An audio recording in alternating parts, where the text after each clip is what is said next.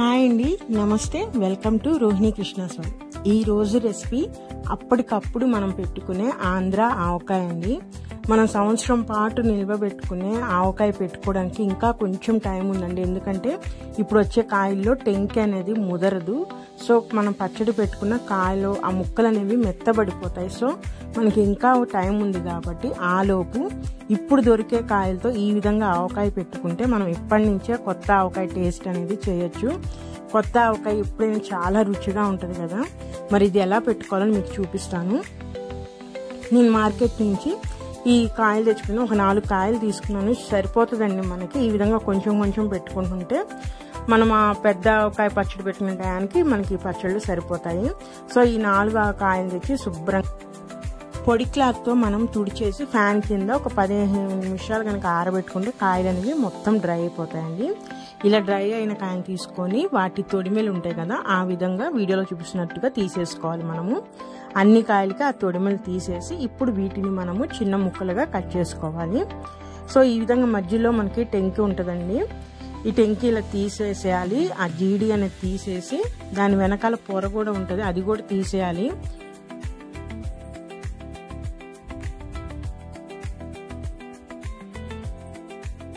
ఈ విధంగా చేత్తో కానీ స్పూన్తో కానీ మొత్తం తీసేసేయాలి ఆ పొర అనేది. చూసారా, ఈ విధంగా ఉంటుంది. ఈ విధంగా అవన్నీ తీసేసి మనము ఇప్పుడు వీటిని చిన్న ముక్కలుగా కట్ చేసుకోవాలి.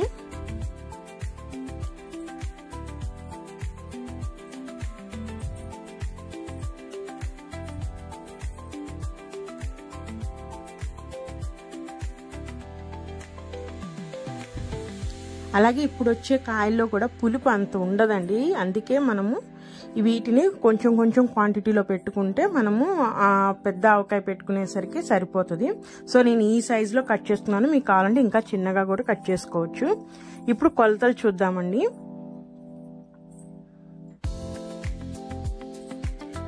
నేనైతే ఇప్పుడు ఒక మిక్సింగ్ బౌల్ తీసేసుకొని కప్పు వచ్చేసరికి మీ ఇష్టం అండి. ఏదైనా ఒక కప్పు అంటే ఒక గ్లాస్ కానీ ఒక గిన్నె కానీ మీ ఇష్టం, మీరు ఏదైనా తీసుకోండి. నేనైతే ఈ కప్పు తీసుకుంటున్నాను. నేను ఇవి అయితే డీమార్ట్లో తీసుకున్నానండి. దీంట్లో అన్ని రకాలు అంటే కప్పు సైజు నుంచి ½ టేబుల్ స్పూన్ వరకు అన్ని సైజుల వారు మనకి కప్స్ అవైలబుల్ ఉంటాయి ఒకే సెట్లో. సో నేను ఇప్పుడు ఈ కప్పుతో నేను మామిడికాయ ముక్కలు కొలుస్తున్నానండి. ఈ కప్పుతో నేను మామిడికాయలు నాకు 2 కప్పులు మామిడికాయ ముక్కలు తీసుకుంటున్నాను.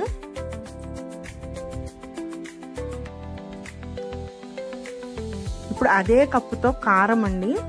కారం వచ్చేసరికి 1/2 కప్పు తీసుకుంటున్నానండి.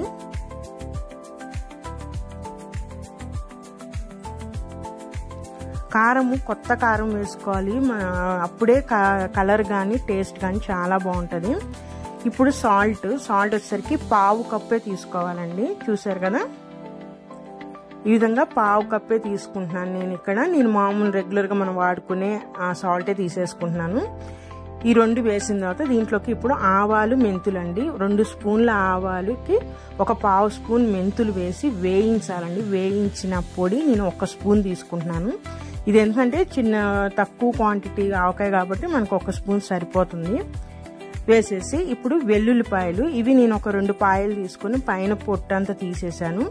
పొట్టు తీసేసిన వెల్లుల్లిపాయలే వేసుకోవాలండి. ఈ విధంగా నేను 2 వెల్లుల్లిపాయలు తీసుకుని పొట్టు తీసేసి అవి కూడా వేసుకొని ఇప్పుడు ఈ ఉప్పు కారం బాగా మిక్స్ అయ్యేటట్టు కలుపుకోవాలి మనము.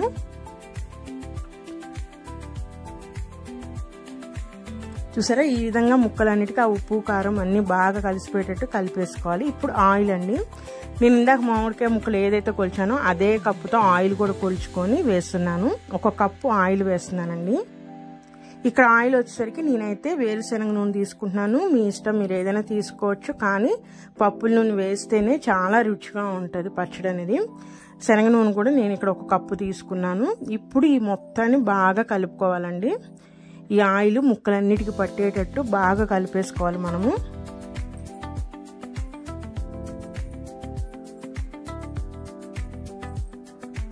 మనకి ఫంక్షన్స్లో పెళ్ళిళ్ళలో అప్పటికప్పుడు మనకు ఆవకాయ పచ్చళ్ళు వేస్తూ ఉంటారు కదండి. ఈ విధంగానే పడతారు, ఇంకా చిన్న ముక్కలు కట్ చేస్తారు. సో మనకి అవి అప్పటికప్పుడే అంటే ఇప్పుడు పట్టిన అమ్మటే వేసేస్తారు కాబట్టి మనకు ఆ టైంలో అంత టేస్ట్ అనిపించవు. కానీ ఊరాలండి పచ్చడి, ఏదైనా సరే ఆవకాయ అనేది ఊరితేనే దాని టేస్ట్ అనేది బాగుంటుంది.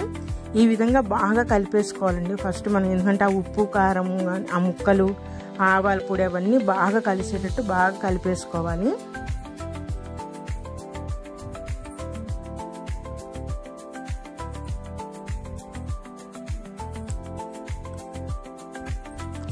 ఇలా బాగా కలిపేసేసుకున్న తర్వాత మనం ఒకసారి సాల్ట్ చెక్ చేసుకోవాలండి. చెక్ చేసుకుని ఒకవేళ మీకేమన్నా తగ్గిందని అనిపిస్తే కొంచెం యాడ్ చేసుకోవచ్చు. అలాగే ఇప్పుడే వేసాం కాబట్టి ఆయిల్ అనేది మనకి కనిపించదండి. ఊరిన తర్వాత ఆయిల్ అనేది బయటకు వస్తుంది. నాకైతే సాల్ట్ కరెక్ట్గా సరిపోయింది. సో నేను మొత్తం ఒకసారి కలిపేసేసి ఇప్పుడు ఈ పచ్చడి నేను 3 రోజుల పాటు నేను ఊరనిస్తాను.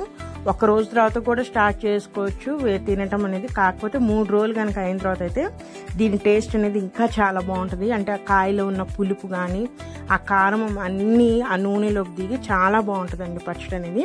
సో నేను మూత పెట్టేసేసి దీన్ని 3 రోజుల పాటు నేను ఊరనిస్తాను.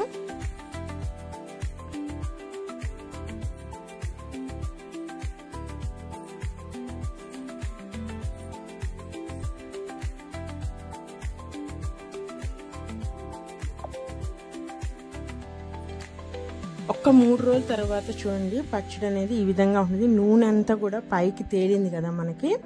ఇప్పుడు దీని అంతని కూడా బాగా కలుపుకోవాలి. ఒకసారి కలిపేసేసుకొని మనం ఇంకా పచ్చడిని మనం ఇంకా ఎంజాయ్ చేయటమేనండి. ఆ రైస్లోకి చాలా బాగుంటుంది. పప్పు ఆవకాయలో కనుక కాంబినేషన్లో తింటే ఈ ఆవకాయ పచ్చడి చాలా బాగుంటుందండి. మీరు కూడా ఈ కొలతలతో ఒకసారి ట్రై చేయండి. ఆవకాయ ఎప్పుడు కూడా మనకి బోర్ అనిపించదు కదా టేస్ట్ అనేది.